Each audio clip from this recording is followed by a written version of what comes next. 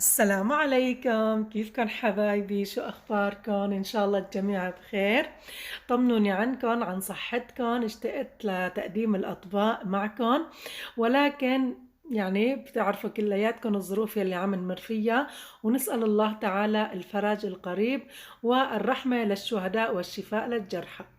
حبايبي اليوم طبختنا مثل ما شايفين طبخة طيبة كتير وسهلة وظريفة، وكلكن أكيد عرفتوها. خلونا هلأ نبدأ مباشرة بتحضير الطبخة. طبعا نحن اليوم رح نطبخ رز ومنزلة الزهرة.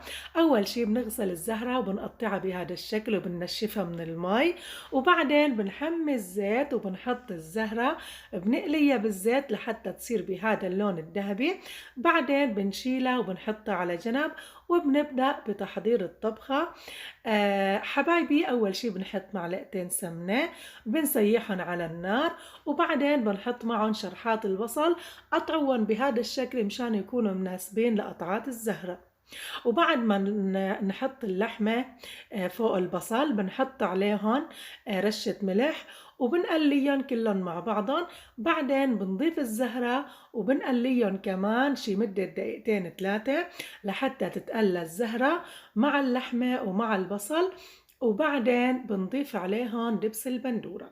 حبايبي بالنسبة لدبس البندورة بنحط معلقتين بندورة وبنحط معهم كاستين مي وبنخفقهم، وبعدين بنضيفهم فوق الزهرة وبنتركها لحتى تعقد وتستوي على مهلها وتعطينا هالشكل الرائع وهالنكهة الظريفة وهالريحة الطيبة كتير كتير.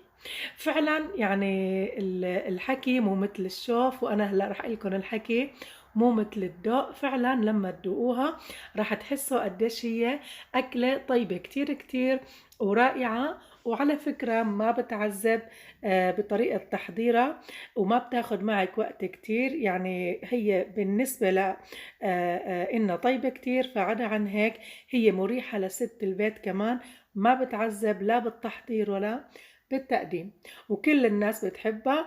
وحبايبي بتمنى تكون طبختي اليوم عجبتكم، وهلأ رح نضيف عليها رشة فلفل، وإن شاء الله صحتين وهنا.